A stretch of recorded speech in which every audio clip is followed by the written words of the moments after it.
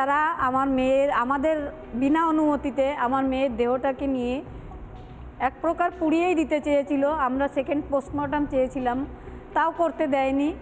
Police এবং আমাদের local MLA, local commissioner তারা মিলে গিয়ে দ্রুত দেহটা পুড়িয়েই দিয়েছিল এবং আমার লোকাল কমিশনার লোকাল এমএলএকে পিঠ থাপড়ে ওয়েল ডান বয় বলছিল। এটা বলছিল আপনারা শুনেছেন তখন? হ্যাঁ, শুনেছি। তার মানে তাকে কোনো দায়িত্ব দেওয়া হয়েছিল, সে সেটা খুব ভালোভাবে পালন করেছে, তাই তাকে ওয়েল ডান বয় বলা হচ্ছিল। এটা কে নির্দেশ দিয়েছিল, কাদের নির্দেশে এসব হয়েছিল, এগুলো আমার এখনও অনেক প্রশ্ন আমার মনে। কার কাছে চাইবো আমি উত্তর? এবং সেই সময়তে আপনাদেরকে ফোন করে এটাও বলা হয়েছিল যে আত্মহত্যা। প্রথম একজন ফোন করেছিলেন আমাদের বাড়িতে। আমার মেয়ে আগের দিন সকালে 8:10 ডিউটি বেরিয়েছিল, রাত্রির 11:15 আমার সঙ্গে লাস্ট কথা হয়েছিল। তখন ও খুব হাসি খুশি ছিল এবং সেদিনও তাড়াতাড়ি খাওয়া দাওয়া, অনেক দিন দেরিও হয়, অনেক রাত্রে 1-1:30টাও খাবার আসে ওদের। কিন্তু সেদিনও 11:15 বললো, মা আমাদের খাবার এসে গেছে, আমি সবাইকে খেতে ডেকেছি, তোমরাও খেয়ে দিয়ে শুয়ে পড়ো, কোনো টেনশন করো না। এই লাস্ট আমার কথা হয়েছে। কিন্তু মেয়ে পরে আবার রাত্রে 2টো, 2:30, 3টে ওর বাবার সঙ্গে কথা হয়। সেদিন ওর বাবার সঙ্গে সারাদিন দেখাও হয়নি, কিন্তু মেয়ে আর ফোন করেনি। আমি সকালে 2বার ফোন করেছি, ওর ফোনটা বেজে গেছে, কেউ ধরেনি। ফোন তখনও বাজছিল।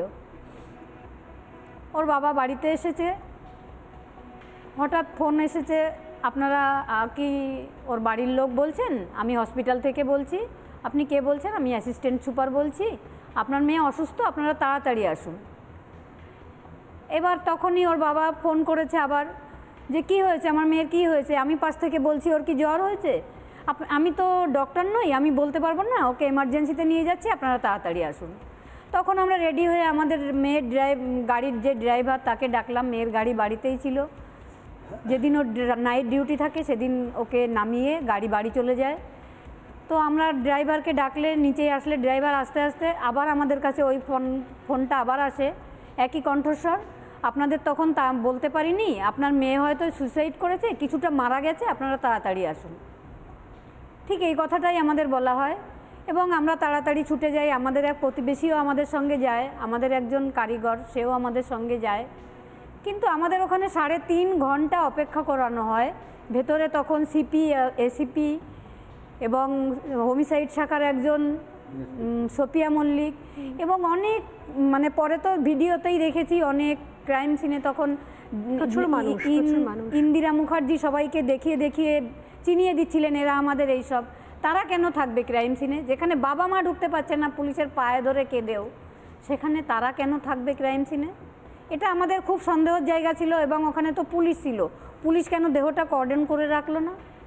এবং আমার মেয়ের যে ভিপি সুমিত রায় তফাদার, উনি প্রথমে দেহটা দেখলেন, বললেন 9:30, যেখানে খবর 8:30 মানে রটে গেছে টিভিতে, মিডিয়া চলে গেছে 8:30, সেখানে ওনারা 9:30 দেহ দেখলেন। যাও দেখলেন, উনি একটা মোবাইলের টর্চ দিয়ে দেখলেন আমার মেয়ের চোখ স্থির কিনা। এটা দেখে উনি কম্বল চাপা দিয়ে দিতে বললেন। এবার উনি কি জানতেন না, উনি একজন চিকিৎসক হয়ে, যে কম্বল চাপা দিলে তথ্য প্রমাণ লোপাট হতে পারে? উনিও তো তথ্য প্রমাণ লোপাটে অভিযুক্ত আমার কাছে। উনি যেহেতু একজন ডক্টর হয়ে কিভাবে বললেন যে কম্বল চাপা দিতে?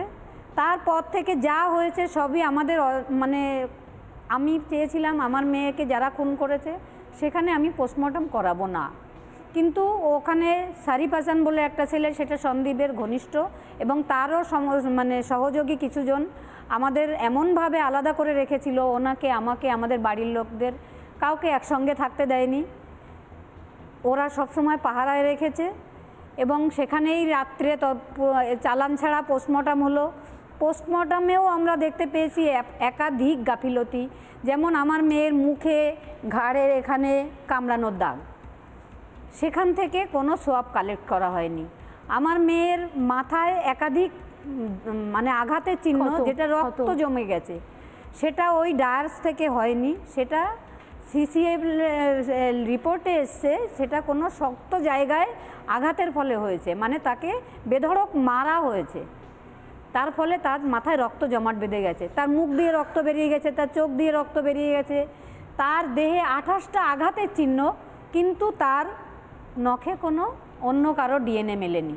এবং যে আমরা বারবার করে এটা মানে চ্যানেলেও বলেছি যে আপনি তো নিজে দেখেছেন নিজের মেয়েকে এই তা আপনার তো আরো বেশি আপনার চোখে পড়েছে, মনে পড়েছে, এবং আপনার এখনো যেভাবে আপনি বলছেন যে তাহলে অর্থাৎ পোস্টমর্টেম রিপোর্টটা নিয়ে আপনাদের একাধিক প্রশ্ন রয়েছে, মানে প্রশ্ন রয়েছে।